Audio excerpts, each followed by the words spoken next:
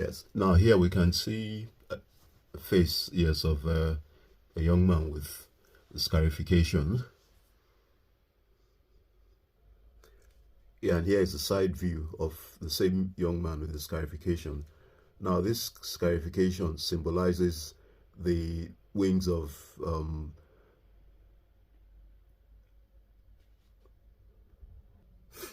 the scarification symbolizes the wings of a falcon, and these scarifications were borne by the members of the Eri clan, the priests, who were devotees of the falcon-headed Egyptian god Horus. Yeah, and here is a picture of, a depiction of the Egyptian falcon-headed god called Horus. Those who bore those scarifications were his devotees in Biafra land. Now below that is a depiction of what's the scarifications that is on the face of the Ezenri. This is called Ichi Ezenri, i.e. the same thing. That's what you've got on the face of Thoth or Osiris. It is a model of the 4-step pyramid separated by an X. That the X means Kwa, the 4 sons of Horus. Yes, now, since I've been talking about Egypt, the reason why I've chosen to speak about Egypt is because you'll find out that the Scots said that they originated from Egypt, one, and also you see in the various texts that they've always been referred to as Egyptians. You know, they refer to them as Egyptians, yes, and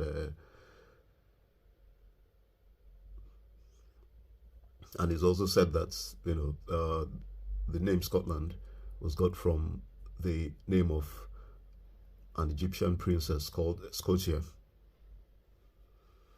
Now, you know, people will be wondering, you know, why I've been talking about Egypt and Biafra land, and they'll be saying, well, if I've been talking about, you know, an Egyptian pharaoh, where pyramids in Igbo land? There were pyramids in Igbo land. What I'm showing you now are pyramids in a place called Nsude. Now, there were 10 pyramids in a semicircular form, and the people there claim that their heroes, 10 of their heroes, were buried underneath each of the pyramids. Now, this picture was taken by one of the colonial officers called G.I. Jones. When he discovered these pyramids, he reported to, I don't know, whoever his superior was, that, you know, he'd found pyramids in a village in Nigeria. What they told him to destroy the pyramids completely. And they destroyed all the 10 pyramids completely. That is why, you know, there's no proof of pyramids in Nigeria. But this picture was a picture which he took. And you can see at the bottom, they say courtesy of Bournemouth University School of Conservation or something. They never revealed that they found any pyramids in Nigeria. This was kept hidden. Someone just saw these pictures by mistake. That is the only way we now found out about it. If not, nobody would ever have known. So why are they keeping it hidden? Another thing I'd like to say is that when the British first came to, you know, West Africa, when they met the Hausas who live in the northern part of Nigeria, the Hausas told them that across the river Niger lived the remnants of the tribe of Jews who were the Igbos. So how did the Hausas know that?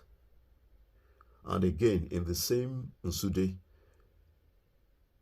they unearthed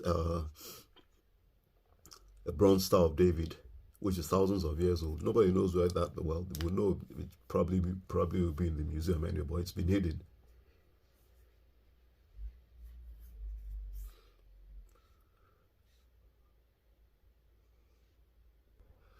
Yes, now in Igbo land, these pyramids were called Akwali, or Akwali Nature.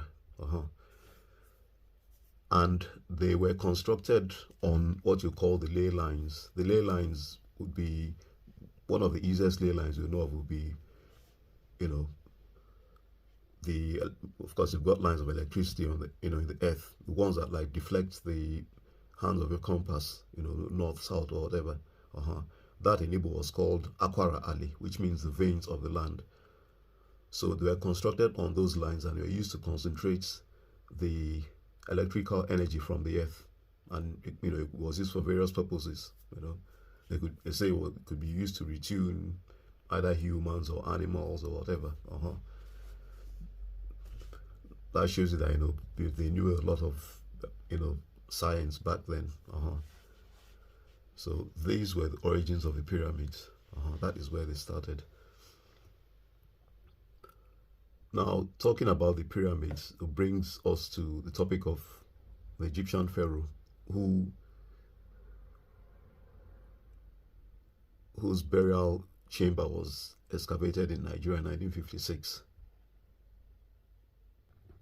Now, this is an artist's impression of the way the pharaoh was, because he's buried sitting upright.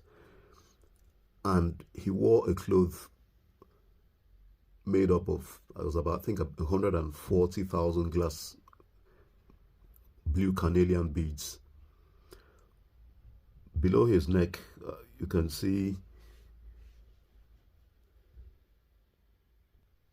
below his neck here, that's the mask that has the scarifications that we showed. That was what he wore. And he also wore a breastplate.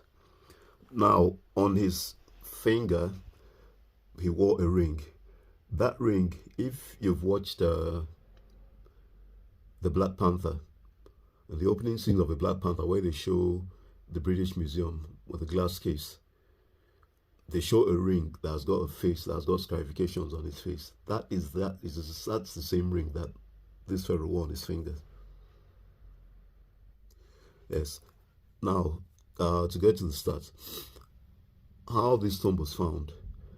There's a town called Igbo in Biafra land. Now, whenever they are digging water wells or maybe digging graves, they always used to unearth lots of bronze objects,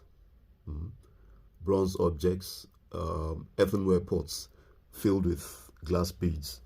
Now, whenever they checked those or tested the glass beads, they found out that those glass beads were from Egypt. What the people did not know is that the land they were standing on was actually Egypt. Yes. I'm going to explain how that came about. Now, this pharaoh, sorry. The burial chamber in which he was in, they found a lot of, well, from what I read, they said they found 7,000 bronze objects. But some wells, they said it was 700. But whatever it was, even if it is 700, that is more than enough to fill a museum, or even 10 museums. But the funny thing is that none of those objects has been displayed. They are all in the basement of the British Museum. This excavation was done in, was done in 1956. So since 1956 till today, almost 60 years, they've not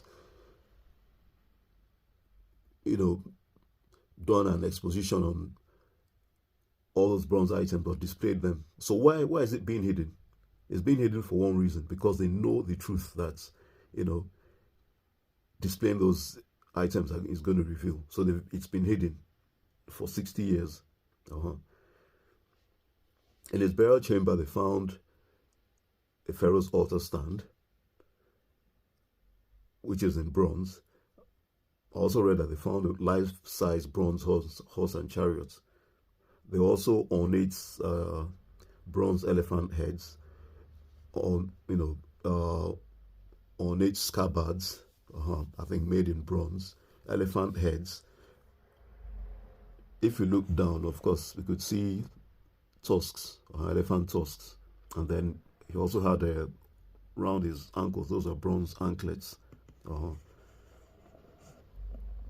Now, I'm going to show you some of the items that were found in the burial chamber. First of all, this is an artist's impression of the items that were found in the burial chamber. This, we said it looked like. Yes, this is the altar stand of the pharaoh. It was made of bronze. On it, we have two figures. One, the figure of a man on one side and the figure of a woman on the other side. On the man's forehead, you can see two concentric circles. Those concentric circles spell ham.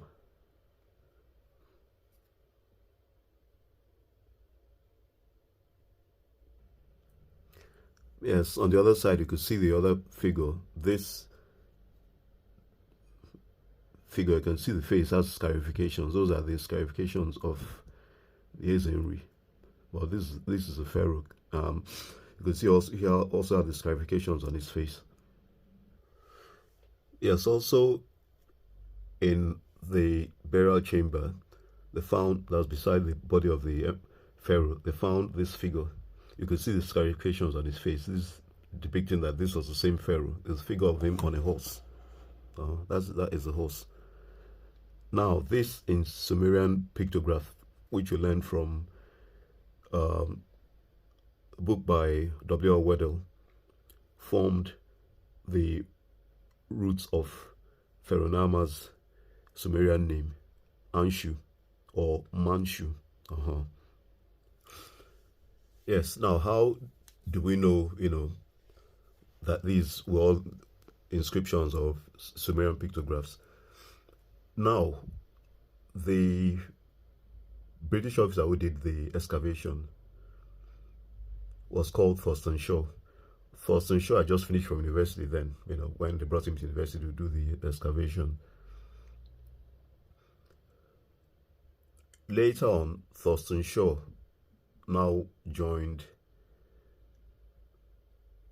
well, I'll call it a secret society, or when we say cult, it doesn't mean it's anything bad, but it's a society that was called the Igbo Society. In my place, they call it Okonko, or in English, they call it the Leopard Society. They write in a language called Nsibidi, or they have a script called Nsibidi. Now, Nsibidi has been, found, I think in various places, in places like Europe and all that. Now, only very few people speak Nsibidi because they don't teach it to you except if you're a member of that society. So, Thurston Shaw joined the Igbo Society and they taught him to read Nsibidi. Now, Nsibidi actually consists of about 6,000 characters, and the ancient Egyptians wrote in Nsibidi. Nsibidi, was the basis of hieroglyphics. It was, all hieroglyphics was based entirely on Nsibidi. I'm going to show you later on.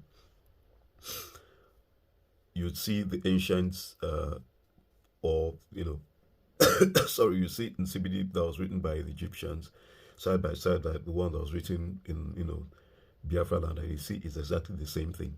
There's no difference. That was what they wrote in first before they now started writing in hieroglyphics.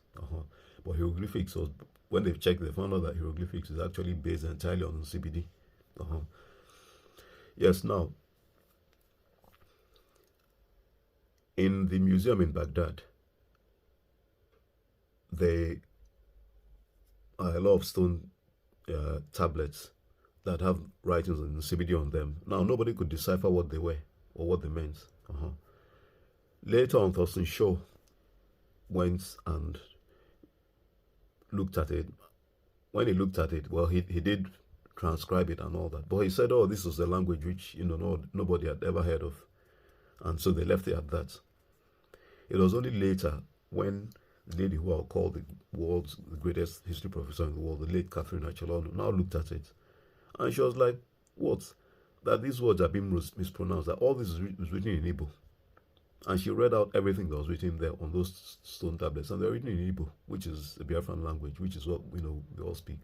So the Sumerians, that was how they now found out that the Sumerians were actually Igbo. And, all we've been told is that the Sumerians were the ones who civilized the Egyptians. And they've been looking for, their kingdom everywhere. We know where they came from and they couldn't find it. Why are they looking for it? It's in Igbo land. They knew very well and they didn't want to look in the right place. So that is how we now found out that the Sumerians were actually Igbos, because they wrote, everything they wrote was in Igbo. That was before they now started writing in cuneiform, much later on. And on the Pharaoh's altar stand, everything there is in Sumerian pictographs.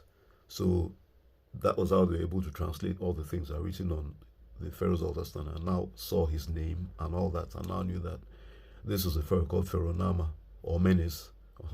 And the significance of Pharaoh Nama was that, or Menes, was that he conquered the whole of Egypt down to Biafra land and up to India. So Biafra land was known as Upper Egypt, and then the other part of Egypt was known as Lower Egypt. And you know, to show you the similarities and all that, the Dravidians or Malayams, yes, sorry, I forgot to mention that the altar stand, the writings on the altar stand, when they interpreted them, they found out the writing was in Egyptian, in Malayalam, and Harappan. Harappan and Malayalam are spoken by the Dravidians.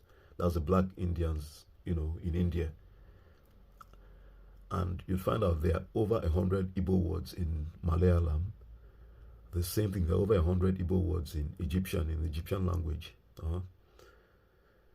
And the area, there's an area in Nigeria where they found some stone monoliths. There are about 360 stone monoliths. The same thing, the stone monoliths had inscriptions on them in Malayalam. And not just that, they've got words in Malayalam. That where they found the stone monoliths, the people are called the Ejagam. They found out that the Ejagam language and Malayalam have the same words in them that mean the same thing. Like the word they use for God in Malayalam is the same word that is used for God in Ejagam. They have, you know, yeah. And in the Egyptian language, you know, you have over 100 Igbo words. For example, the word Hike, which is spelled, you know, with the H, means strength. In Igbo, the word is Ike, which means the same thing, strength. Now, the word aura, because in Egyptian sometimes they leave out like the first part of the word and pronounce the rest of it. So they pronounce the word Ra. Ra means the sun, or, you know, the word aura. In Igbo, it's aura.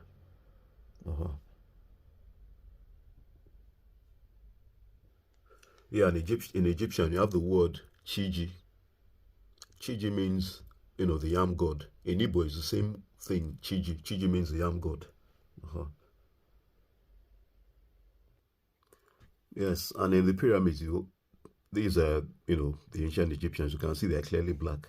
You see on their heads, they all have eagle feathers. You know, they'll tell you, oh, these were Nubians. They are not Nubians. These were Igbos. Look on the left-hand side. You can see an Igbo chief.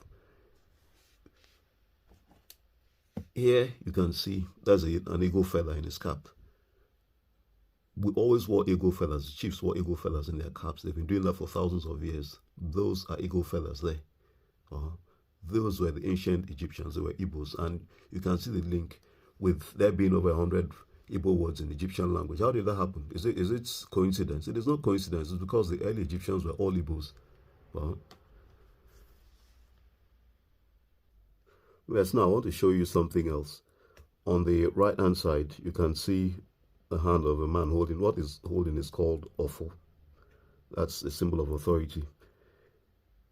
In the middle there, you can see it says the standard which Menes, that's Pharaoh Menes, bought during his triumphant entry into Egypt. Okay, he said it's stopped by the image of a lion with a paw on his head, according to Weddell. Now, sorry, W.L. Weddell, he did the major work on, you know, the translation of the Sumerian pictographs in Mesopotamia, and that's how we know about Pharaoh Menes. Okay, it said that, well, according with a pawn, it says standing on an Igbo Ofo. So the line represents the Sumerian Tianu land, or More, Mesopotamia, or I think Amur or something. So notice that the Ofo kingship symbol combined with the Igbo airy feather crown is the Sumerian pictograph for Lugal. Lugal means king. And what that pictograph, this is a pictograph here. That's from the book by W.L. Weddell. What's the pictograph means is Eri, king of Akkad. Now, Eri is the tribe in Igbo where the excavation was done, and Eri is the name of the ancestor. Just to show you that the Eri, or the name of Eri, was also taken to Mesopotamia as the name of, or the title of the king. Now, you'll be wondering, sorry, the kingdom in Igbo was called Eridu or Idu. Eri was the name of the ancestor, or it was also called Uru, Idu. Udu means the blessing of Idu. Now, when the kingdom was destroyed, they now left, and went to Mesopotamia. That is where they founded there's a kingdom there called Eridu.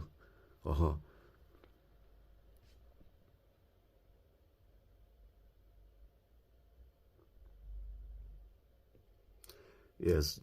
Now, coming back to the Igbo language in Egyptian, another Igbo word which is in Egyptian language is the word Aru. Aru in Egyptian means body or form. In Igbo is the same thing. Aru means body. Now, another item which was found in the pharaoh's tomb was this. It's called a hexagonal thoros. Now, Thurston Shaw, and it's made of bronze. Thurston Shaw said it was a bronze water stand, which is rubbish. This hexagonal thoros, if you look at it closely, you can see it's made up of hexagons all joined together. Now, what this signifies is the way the universe is constructed. That the universe is constructed of 6 layers that at the microscopic level they're all joined as hexagons. This has now been found to be true. This hexagonal thoros is at least 45,000 years old, and what it also explains is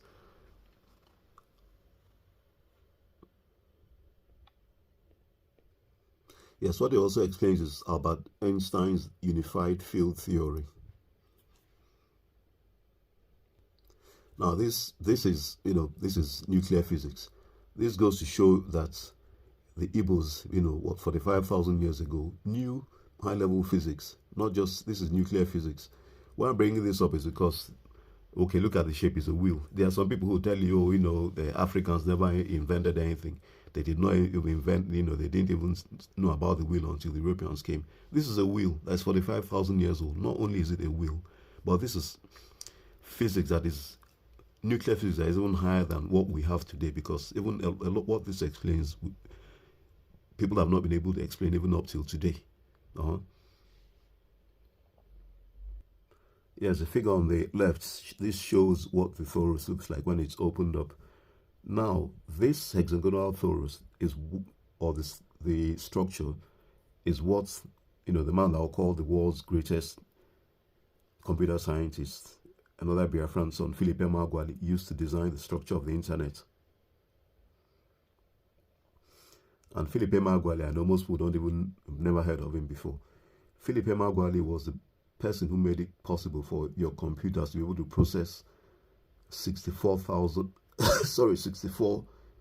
billion bits of information per second. Before him, computers could only process 1 piece of information at a time. And the Steve Jobs, who they call the great Steve Jobs, because he designed the iPhone, had told him not to waste his time, that computers would never be able to process more than 1 piece of information at a time. But he made it possible from his work. Computers were able to process 64 billion bits of information per second. Without his work, or without him, there will be no internet. There will be no iPhone. There will be no computers, even mini computers I have now. There will be no supercomputers. In fact, he's the one who designs and produces the supercomputers that they used to predict the weather in America. And all those are computers that they used for the space launch. They're designed by him. Another item that was excavated in the pharaoh's tomb is this bronze roped pot. I'm going to show you the base of the pot because it's quite significant. On the base of the pot, you can see here, here, and here. These are swastikas. Now, those of you who know what the swastika is, the swastika was appropriated by, Nazi Germany. And people said, they say swastikas, originated from India. They did not. They originated in Biafra land. This is the earliest known example of a swastika. And another thing I'd like to state is that W.L. Weddell, when he did his work on the Sumerians, he said that the Aryans, who he thought were white, and he also thought the Sumerians were white. He said the Aryans, of course, were Sumerians. This is what gave rise to a lot of white supremacist ideas of both saying, whites are superior to blacks, which is a lot of rubbish. Because what I'm telling you now is the Sumerians were black, the Aryans were black, because the Aryans were Sumerians. So if you say you're Aryan, you might not like it, but what you're saying is that you're black. Because it was K. Weddell who said that the Aryans who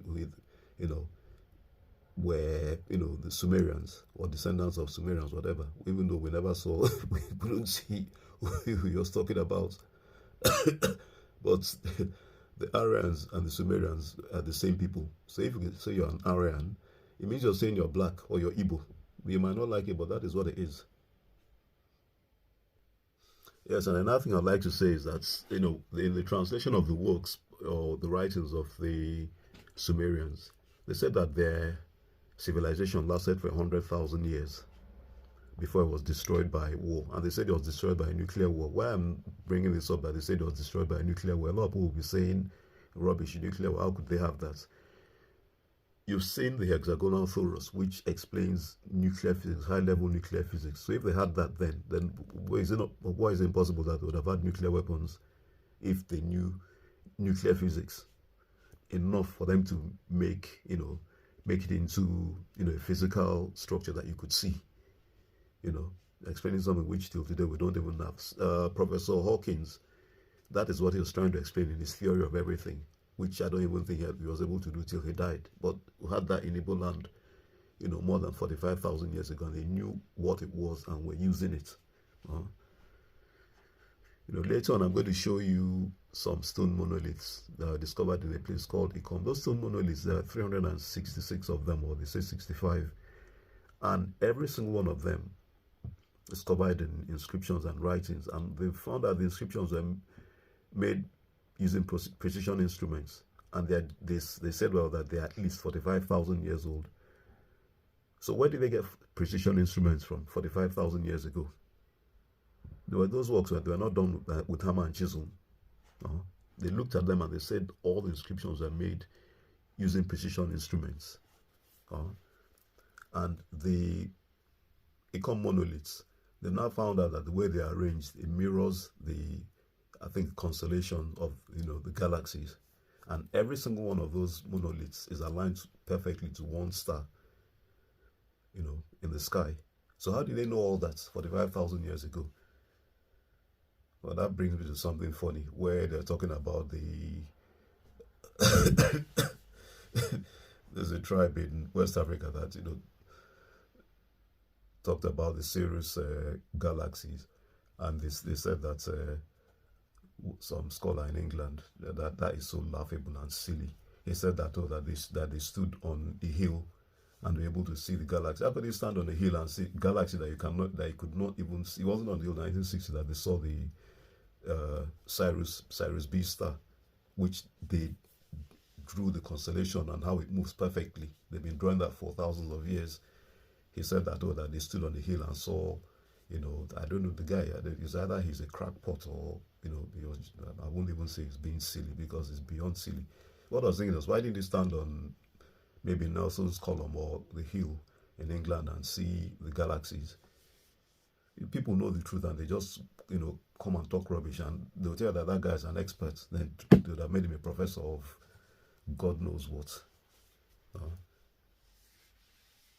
People know there's a lot of truth. There's been civilization in Africa beyond what we have today, but they don't, out of whatever prejudices they have, they don't want to believe it. You are seeing the proofs here. I'd just like to end this by reading this. This is a speech by Lord Macaulay, addressed to the British Parliament on 2nd of February 1835. Now, he said, "I have traveled across the length and breadth of Africa, and I have not seen one person who is a beggar, who is a thief. Such wealth I have seen in this country, such high moral values, people of such caliber, that I do not think we would ever conquer this country." Which country was he talking about? It was the BIAFRANS. He said, "Unless we break the very backbone of this nation, which is her spiritual and cultural heritage. Therefore, I propose that we replace her old and ancient educational system, her culture, for if the Africans think that all that is foreign and English is good and greater than their own, they will lose their self-esteem, their native culture, and they will become what we want them, a truly dominated nation."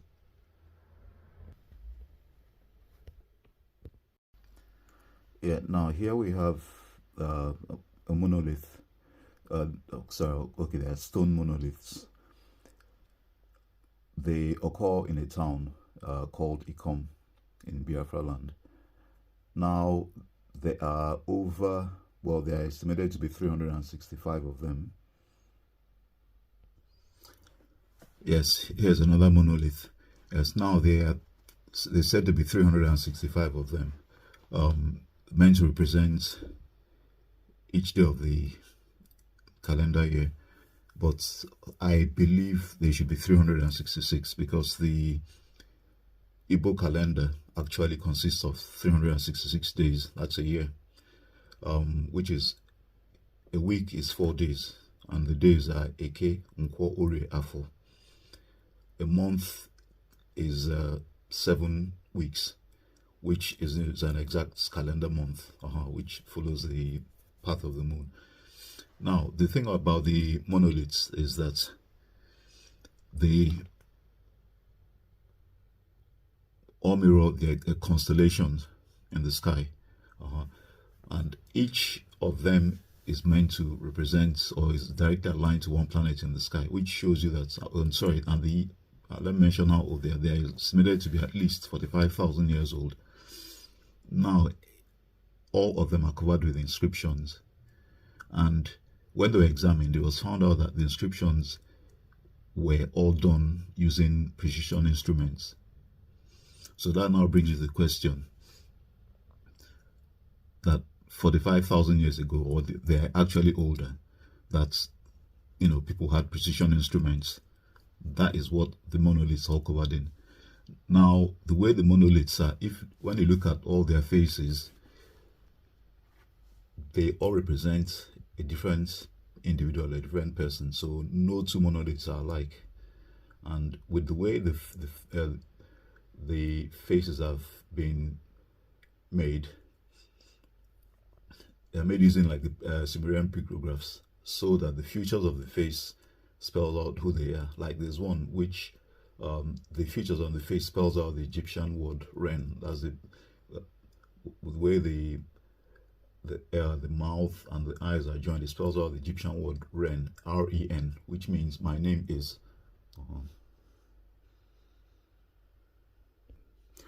Yes, now I talked before about, or sure, I'd shown a picture of a boy who had the, tribal markings, the concentric circles on his forehead. The reason why I brought that up was you could see this same monolith having those concentric circles on his forehead, and this monolith bears the name of Ham. Ham is the ancestor of Black Africans, and the central symbol on its torso says Gram in the Malayalam alphabet. Malayalam is the language spoken by the Dravidians or Black Indians. Yeah, now you can see 3 more monoliths. The one in the center we'd seen before. Now the one on the left bears an encircled cross, which spells Kem. Kem is a symbol of Sumer and Egypt. And the downward pointing arrow the pictograph means gods or God. See, that's the center right stone. Then the key means earth. And see the striped loop on the ears of central stone, that's the crescent hugging the disc, meaning Can. Can, we know that Can means the Garden of Eden. And then double concentric circle meaning Shah.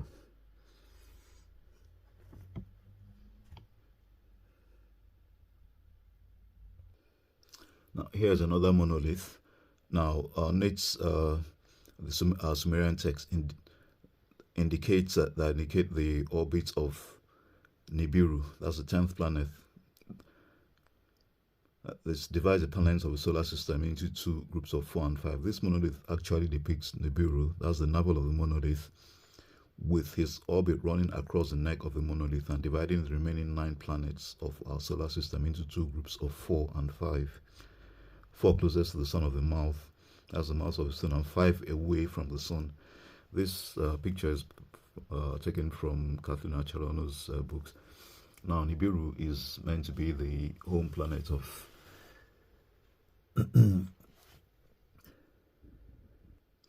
sorry, yes, Nibiru is meant to be the home planet of the Anunnaki. So, well, just to show you that obviously those they are not just all stories. No? Yes, on another monolith, we've got this pictograph or inscription. On it, you can see what's drawn there is called the Sumerian Tree of Life, being adorned by 2 gods. Above that is the planet Nibiru again, that's in the form of a winged disc, and the crescent moon symbol, stars and heavenly bodies. There is another similar picture of this from Eric von Daniken, which I'm going to show you. Eric von Daniken, if a lot of you don't know, is the person who made famous what most people talk about. A lot of people probably haven't even read his books. The Illuminati. He's the one who first talked about mostly about the Illuminati. So just put, I read his books more than probably 30, 40 years ago. A lot of people don't even understand what the word Illuminati means. Read these books and you understand what he was talking about. People just use the word without knowing what he was actually talking about. Now, if you compare the pictograph on the monolith with this Sumerian seal, it's essentially the same thing. It's a tree of life flanked by the god, topped by the Sumerian symbol of the 10th planet. You'd see, you know, they're just virtually the same thing. Von Daniken got this from, I don't know where he got it from, somewhere else, you know. I can't remember where this is from. I read the books I read were years ago, so I can't even remember what it is or where he got it from. Now here we can see on the left, there's another monolith. And we can see on the top is a circle, a cross inscribed in a circle, which Donnelly calls a symbol of Atlantis. That's on one of the monoliths. We can see the same thing again on a traditional Ozo seat in Igbo land. And then on the far right is an Ogam inscription found in Neolithic Europe, though it's listed under the Thesaurus Ogam. It's the same thing, a cross inscribed in a circle. Now, I'm going to tell you the significance of this. Now, the location of Atlantis was known to be on what was called the Axis Mondial, which is the center of the world. And the Axis Mondial was depicted as a cross inscribed in a circle. What that circle means is a globe, and the cross is where the longitude and the latitude meet, and they meet at a point 0. So it's called the Axis Mondial. That's the center of the world, and the only place where you have the Axis Mondial in the world, the point 0, falls in Biafra land. Yes, it is not the Greenwich Mean Time. The Greenwich Mean Time, it does move to that. Greenwich Mean Time is actually -1. So that shows you the exact location of Atlantis in the world. Is on what is called the Axis Mondial, which is 0 points, you know, the latitude and longitude of the world, and it only falls in Biafra land. So wherever you see the depiction of it in Sumerian or whatever, it is always depicted as, the cross inscribed in a circle, and that is what you see in this. What you see in the center there is called that's an Ozo seat. Now the Ozo, that's the oldest. I think it should probably be one of the oldest societies in the world. Well, it is in Igbo land, and you would see this depicted in a lot of places. I'll look for another symbol of the Ozo seat and show you another one, what it looks like. Yes, now I said it that Sumerian pictographs are all over the place, just that people have not known what they were. Now we have an ancient wood paneling at the Eri throne house in Enugu, Aguleri, and here it's covered with Sumerian pictographs. The deltas of Enoch formed from the Egyptian non-hieroglyphics for the letter N is a typical Eri royal emblem and shrine symbol. Yes, now here's another traditional Igbo hieroglyphics. This is another wooden paneling at Obu Eri in Enugu Aguleri, and it is the Igbo or Egyptian hieroglyphic for Nun, N-U-N, meaning the waters of the beginning, and the X in the middle, that's a symbol of Orion and of the Garden of Eden. It is inscribed on the wooden, okay, I told you it's inscribed on the wooden paneling, and it's Obu Eri.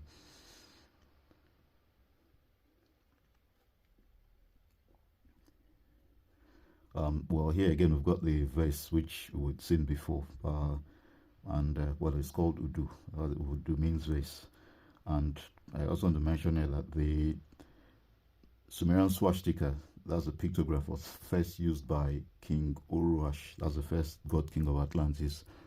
And those who might know, Urashi is the name of a river in Biafra land.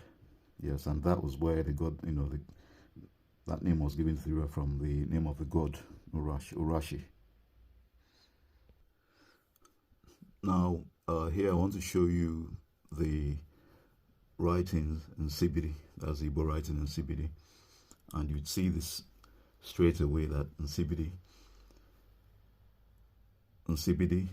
the Sumerian writing is all the same, and early Egyptian, and even it was even found. It's even in the Indus Valley, and then also found in Danubian. Danubian that's in Europe, to show you that the BIAFRANS spread that far. You can see all the inscriptions. You can see they're all exactly the same. There's no difference. If you look at, we've got here, I'm showing only about 12 of them. You can see everything there is the same. It's only in the book one, okay, we've only got just one item, I think probably item 6, which is Zag, that is not there, but every other thing you see is just the same. Either they're exactly the same, or there's just very slight differences.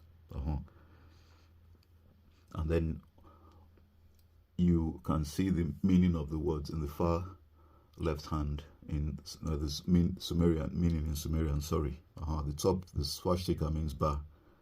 The what looks like the star, that means kem, and then the zigzag means none. Now that none,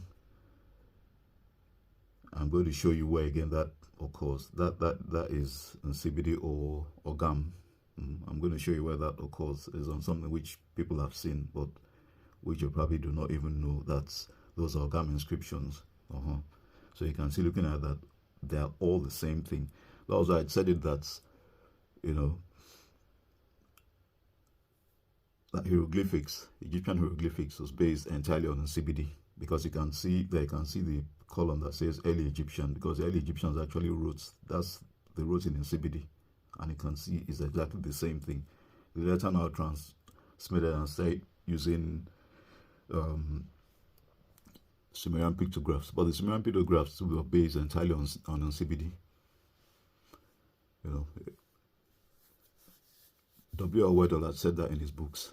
That's the Egyptian hieroglyphics was based entirely on the Sumerian script, which was based on CBD. And but the Alweddell, unfortunately, is the one who, you know, gave rise to the erroneous thought, you know, of saying that the Sumerians, you know, or their descendants were Aryans and the Aryans were whites. He thought that the Sumerians were white, which was wrong. The Sumerians were Igbos. So all those who have been going around thinking, oh, you know, I'm not, well, you know, thinking that one race is superior to the other, and thinking, oh, that's, you know, the whites brought civilization. The Sumerians were blacks. So if you're thinking that you're Aryan, unfortunately, you might not like it, but you're actually saying that you're black. That is what it, because that the Aryans were the Sumerians, and the Sumerians were all Igbos. So actually, you're saying that you're an Igbo, even if you don't like black people. That's unfortunate, but that's the truth. Now, I'd like to end this by talking about the origins of Ogam. Now, these are the scarifications on the face of the Igbo progenitor or ancestor, Obatala, the man who became a god, or was also known as Thoth in Egypt. Now, we could see from these scarifications on his face that he was the originator of Ogam. These are all the inscriptions on his face when, you know, they are all opened out. These are all the means, they're all alphabets and letters. This research is from the Catherine Achelonu Research Center in Abuja.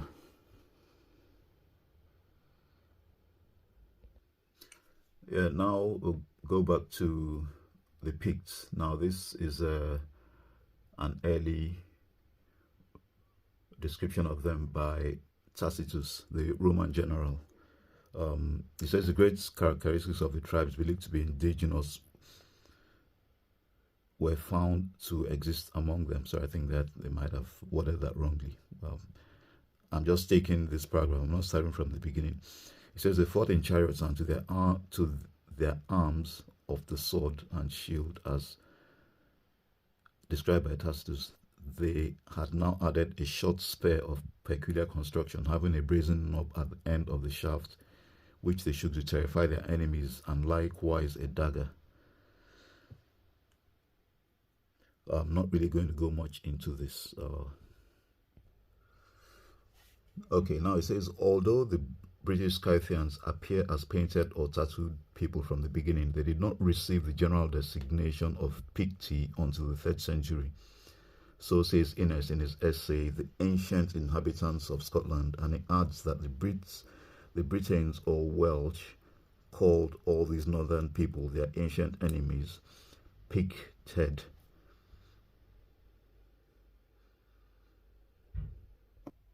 They said the Saxons named them Picts or Pithas, and the Irish and ancient Scots expressed the same thing in equivalent terms of their language, calling them Crithniach, from Crith, which signifies forms or figures such as they used to paint or mark on themselves.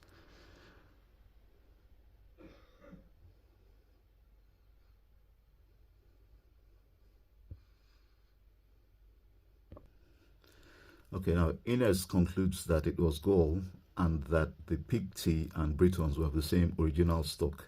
He also cites the conjectures of Tacitus and Bede, the first bringing them from Germany, the second from Scythia, but as he pertinently observes, the same place is understood by both, for Tacitus called all northern Europe Germania Magna, while Bede included among Scythians the ancient inhabitants of Norway, Sweden, Denmark, Daci, Getae, and other nations.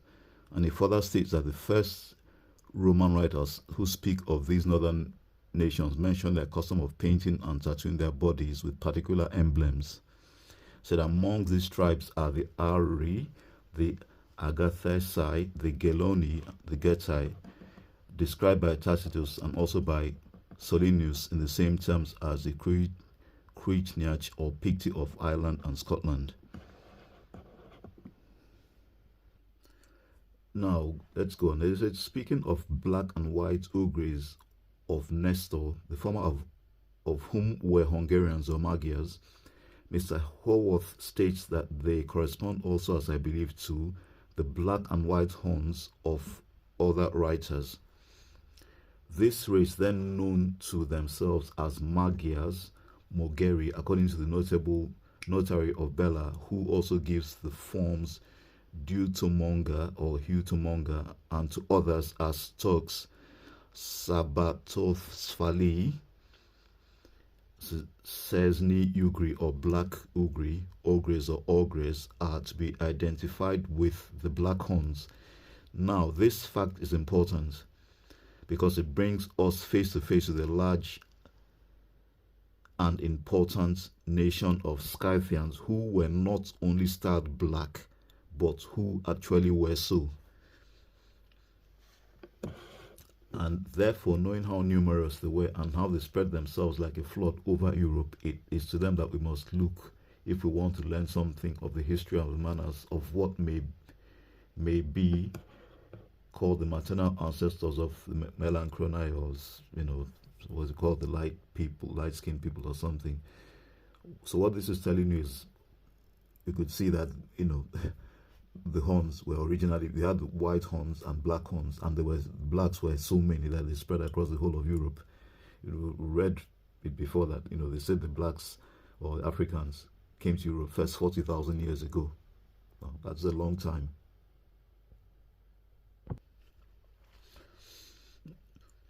Now, the Ethiopians are styled swarthy and curly haired. The word swarthy is rather elastic for, although literally swatch in German is black, yet it's taken, I fancy, to mean something not quite so dark as the color of a Negro in its usual acception. Perhaps this distinction does not exist.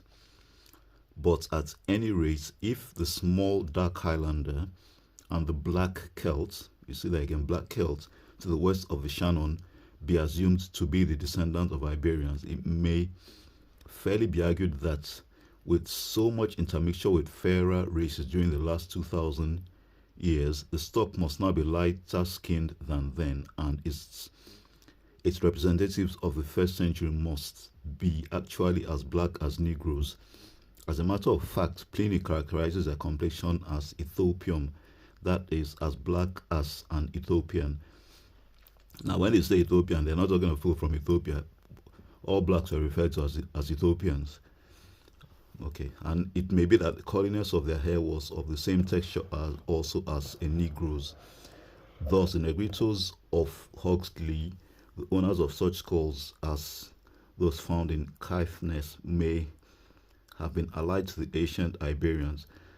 That the wild tribes of Ireland were black men is hinted by the fact that a wild Irishman in Gaelic is a black Irishman, which is Du Erinach, and that some of the natives of Scotland as well as of England were of this race also is evident when one remembers that, according to Skin, the powerful tribe of Damnoni, which was the chief of the Confederacy of Mate or Marsh dwellers, who were part of the Picts or Caledonii, were probably relations of their namesakes of southwestern Britain, which indeed is almost a certainty, if the nomenclature goes by anything. Therefore, the British Picts resemble the Hungarian Picts and the Tasmanian and other kindred Picts. Well, they're thinking that, okay, well. So now, when Claudian wrote, and for a long time after, Maurus signified a great deal more than a native of Mauritania, because there was no country called Mauritania then anyway. Or it may be more correctly to say that Mauritania implied as much, though in a different quarter, as Scythia did. Any Latin dictionary, any old one at least, will tell you that Maurus is a Moor, a blacker Moor, or a tawny Moor. Tawny means brown or dark skin, Moor.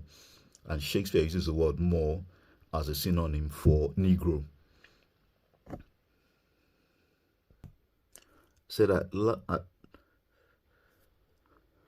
So, as the last word bears nowadays a somewhat restricted meaning, it may be better to take the old-fashioned black Amor as the nearest English rendering of Morus, signifying thereby any black or brown-skinned man. Consequently, the translation of Claudian's line is, "He subdued the nimble black Amors, not wrongly named the painted people." Now, here this line says, a complementary weakness with Morus is gum, found attached to the names of Highland and other chiefs and kings. The word is given in the Gaelic dictionaries as signifying blue of whatever shade, also green as grass, and this recalls the fact that indigenous tribes described by Caesar were styled both viridis green and ceruli blue from wood, with which they stain their bodies, the color of which may come under either of these headings. Accordingly, when one looks again into the Gaelic dictionary, one finds that gorman is wood. Plainly, therefore, a man who is titled Gorm is a wood-stained man. Now, although in the Gaelic of Scotland, a Negro is known as Duin Do, a black man, he is known in the Gaelic of Ireland as Duin Gorm, a blue, green, or wood-stained man. So that just shows that they're just the same people. And while in the Highlands, Scottish Highlands, the adjective glass is used to signify both swarthy and green. In Wales, it has the meaning of green or blue. And in the latter country, the Gaelic gorm, here spelled grum, is equivalent to brown. With the possible explanation for all of this apparent confusion of terms can be, except that the patent one that's a brown-skinned man and wood-skinned man were one and the same. Now, in continuation, the common people of the country are not likely to have known much about ultra-British Moors. Is it not enough at any rate to have made the word an everyday term for a black man? Nor can the Moors of heraldry be explained sufficiently by the theory that the founders of the families bearing Moors as supporters and Moor heads as crests had worn their spurs in assisting the Spaniards to expel their Moors. He said the bearing is too common among ancient codes to admit of this explanation. He said the heraldic representation of a Moor or Negro man does not suggest Granada. The features are ugly and irregular, and the hair, though longer than that of a pure Negro, is woolly. The head is encircled by a fillet or chaplet, and there are pearls pendants from the ears. The complexion is, of course, black. Such men are indifferently styled Moors and Saracens. Why I'm bringing this up is, of course, we've got the rugby team in Scotland that call themselves Saracens. What they don't know is that they're calling themselves blacks, because Saracen means black or Moors. That was what the blacks were called. They're called Moors or Saracens in Scotland. So they probably don't know that. Well, that's funny. So their presence in the armorial bearings of ancient families can only be due to the cause which made savages, wild men, or woodmen so common among the supporters of old North European and especially Scottish shields. That is, the exploits of the founder of the family in the long conflicts with the people of the Heathenese.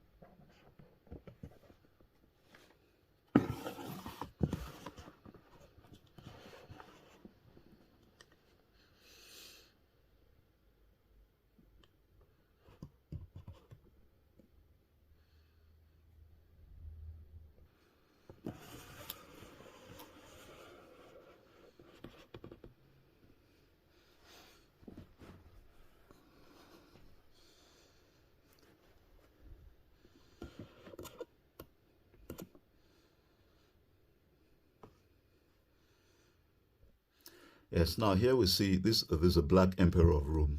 This is the coin that was minted for him called Persenicius Niger. And you see it's stated clear there, the emperor of Rome. So he was also descended from, the BIAFRANS. His full name was Gaius Persenicius Niger Augustus. And he reigned from 135 stroke 140 to 194, I think BC. Was Roman emperor from 194 to 193 to 194 during the year of the 5 emperors. So he claimed the imperial throne in response to the murder of Pertinax and the elevation of Diodorus Julianus, who was defeated by a rival, claimant, Septimus Severus. Let me get the name clearly. And was killed while attempting to flee from Antioch. Yes, let's continue. So he said he seems to have been constantly at war with Culian or Cuniculus, the young dog, who is called Fion or White by St. Bertrand, and eventually White succeeded in driving Black out of the country and reigning in his stead for more than 20 years after. A son, however, of the dispossessed Kenneth or Dewey, known to as Kenneth MacDewey, regained kingship in the year 997 and reigned until 1004. He is termed the Don or Dun or Brown from strong Don Cath, and since Don implies a lighter shade than Dewey, being in fact Don or Tawny, it is probable that Kenneth, son of the Black, was of white blood on the mother's side, so a somewhat different race mixture is perhaps indicated in the case of Conrad Kerr, that's Black Kenneth, whose father, a Pictish king, bore the name of Eochad Buid, or Yellow Hector. Another son of this king was Domnall Vrek. This is Domnall, or that's Donald. Vrek is said to have succeeded his brother Swarthy Kenneth as king of Dalrides in the year 629, and according to the annals of Ulster, he was killed at the Battle of Carron near Falkirk in the year 642. And the introduction of his name brings us to now the consideration of the epithet Vrek. Well, I've covered this before. Okay, it says generally rendered as spotted or speckled, and in its aspirational form, Vrek, okay, that's what it's pronounced, Vrek, it offers itself very reasonably as the father of the modern freckle, but we know that is not true. That what it actually is engraved, because it says from there we got the word Vreka, a graving tool, an engraver.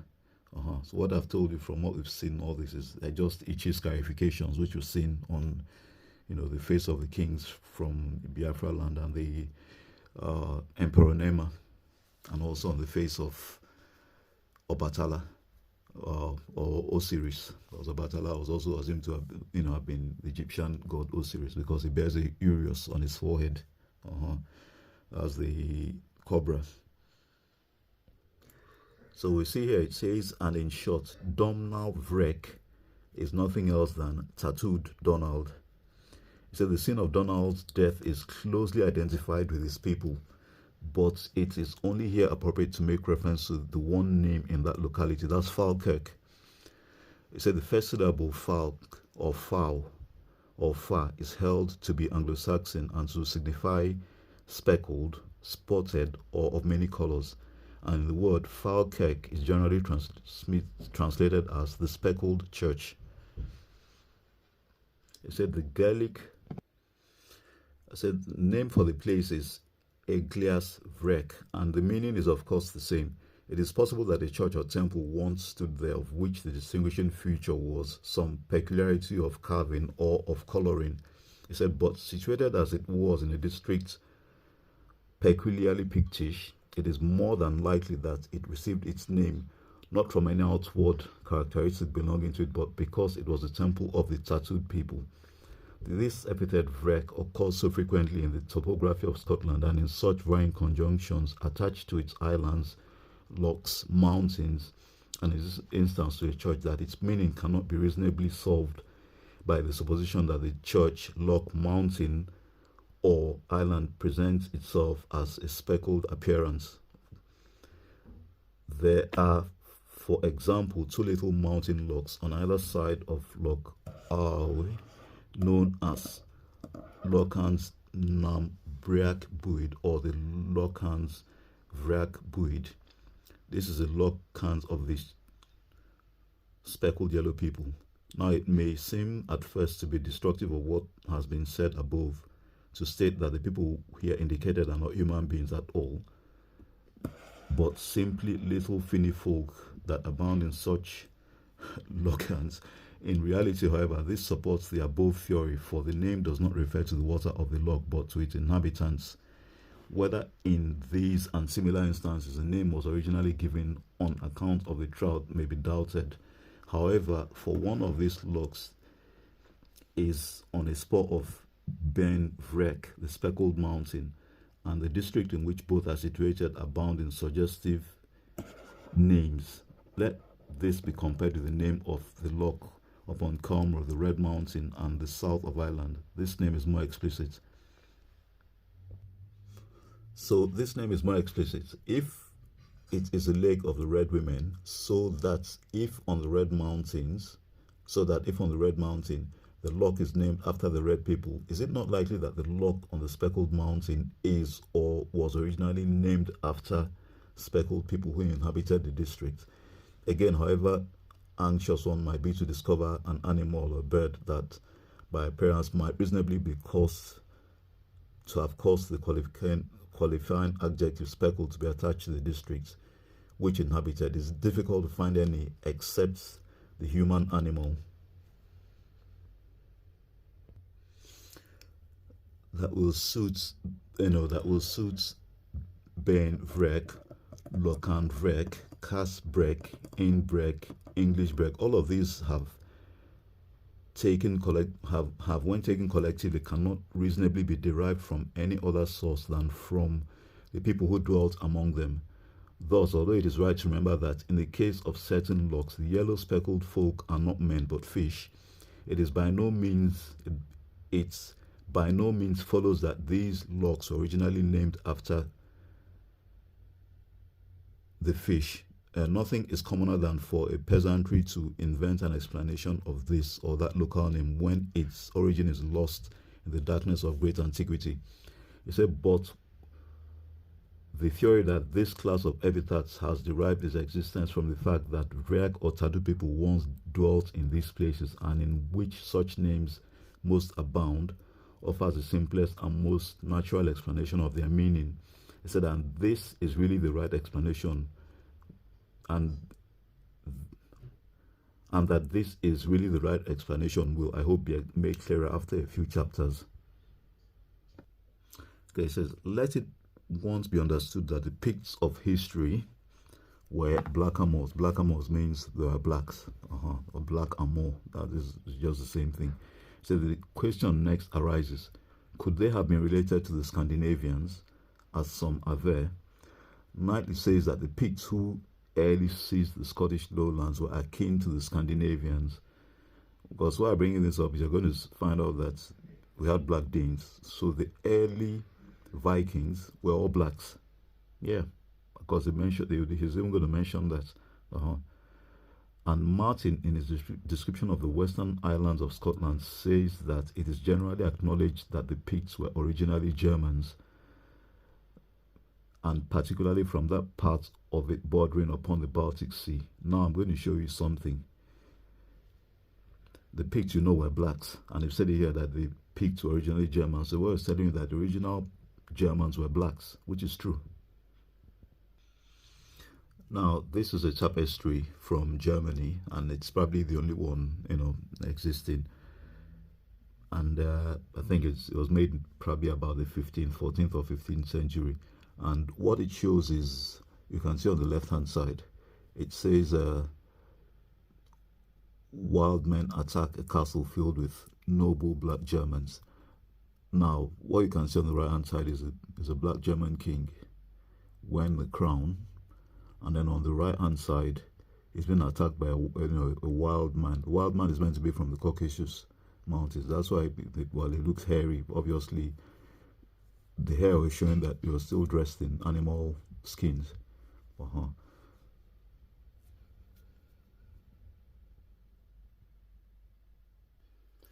Now, this is the same tapestry. Now it shows that there's the same black king here. And they're warding off the intruders. You can see the men holding the arrow in a bows and arrows. Who they're warding off actually is the same wild men from the Caucasus who are on this side. This is only part of it. The tapestry is quite big, so I had to split the pictures in two because I couldn't get all of it into, you know, one shot. Now here's a picture of a black German king in a cathedral. I've forgotten what the cathedral is called, but it's believed that he, you know, commissioned the building of a cathedral. The cathedrals, of course, took a long time. Probably took like 100 years or more to build. But this is a statue in the cathedral, and this is not the only one. We've also got others. There's one in a town center in I think it's probably Bavaria or something, and he's dressed where the king is dressed in chainmail and armor, wearing the crown, and he's black. But that isn't on the internet, but I can't find it because I saw it years ago. And here we've got the statue of another king in the church, though they say this is Philip II. But these, you can see obviously he's black, but the significant thing there, you can see that his nose has been chiseled off. Well, that reminds you again of what we saw in things like the Sphinx. The funny thing is, one of the Sphinx, we were told that the nose was removed by the wind. It's very funny. You seem to have a wind that knows how to bear a chisel. But the funny thing is, they never chiseled off the nose of the Queen of England or in Trafalgar Square or any of the princes. The wind only seems to have chisels when it comes to black statues. That's very funny. Oh. So while another last century voyager, Pennant, speaking of the Round Tower at Brechin, remarks thus: the learned among the antiquaries are generally divided concerning the use of these buildings, as well as the founders. Some think them Pictish, probably because there is one at Abernathy, the ancient seat of that nation, and others call them Danish, because it was the custom of the Danes to give an alarm in the time of danger from high places. Well, we are going to find out later that they are black Danes, and the Danes are also Pictish. So that tower was built by the blacks or the Picts. So the writers I've quoted are often rather old-fashioned and unscientific, but the opinions they repeat are held at the present day. Therefore, it becomes evident that some race of Scandinavians must have been black Huns, also with characteristics approaching those of the Pictish Moors, said either in the Australoid or in the Mongoloid direction. Well, black Mongoloids would be the black Huns anyway, or whatever. And since the Mongoloid belt stretches generally north of the Australoid, it seems likely that they are possibly Scandinavian Picts belonging to the former rather than to the later type. Says there really happens to be a tradition of Hungarian invasion of Scotland.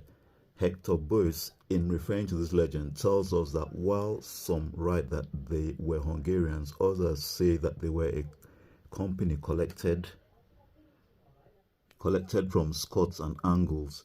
He said this was in the year 875. Remember that by this time, 875, he still had so many black kings in Scotland. Said the date of the Danish invasion of Scotland, but this statement recalls the Huns proper, of whom something has already been said. They, it will be remembered, united in their persons the qualities of the two great types under consideration. They were of a dark complexion, almost black. Those are the black Huns. He said, deformed in their appearance, of uncouth gesture and shrill voice. They were distinguished, says Gibbon, from the rest of the human species by their broad shoulders, flat noses, small black eyes deeply buried in the head, and they were almost destitute of beards. Said they had attained to such a degree of power in the 5th century that they were able to extract an annual tribute from Rome, so that the empire might be secured from further injury. So they had previously occupied all the territories that had been abandoned by the Goths, whose dominions reached from the Baltic to the Euxine. After the death of Attila in 454, their power waned, and gradually, as Huns, they disappeared from sight. Many centuries,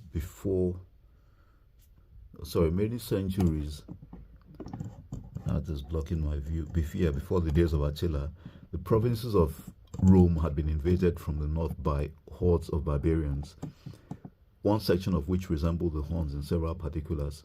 Said, towards the end of the 2nd century before Christ, the Romans under Marius had to repel attacks of the Ambrones, the Teutones, and the Cimbri, who poured into Italy in immense numbers, only to suffer defeats. It is said of the Cimbri that 140,060 were slaughtered by the Romans and 60,000 taken prisoners. And this overwhelming defeat most effectually put a stop to their inroads. He said, but before that they had in one battle destroyed 8,000 Romans. Lemprey, whose words have just been quoted, described them as a people of ancient Germany, i.e. Scythia. So Germany was known as Scythia in those days, who at one time inhabited that part of the country which now forms the modern kingdom of Denmark. So those are the Black Danes.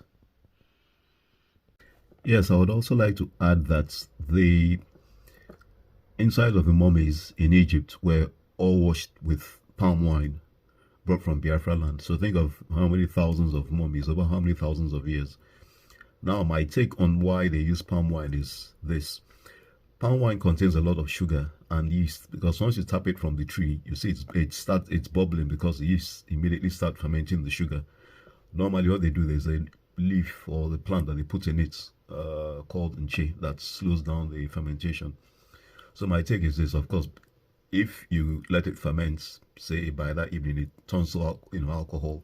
So I think that's the reason why they use it to wash the insides of the mummies, because a lot of men, they're using alcohol to wash inside of the mummies. So all that palm wine was brought from Biafra land to Egypt, and they used it to wash the inside of all the mummies. Yeah.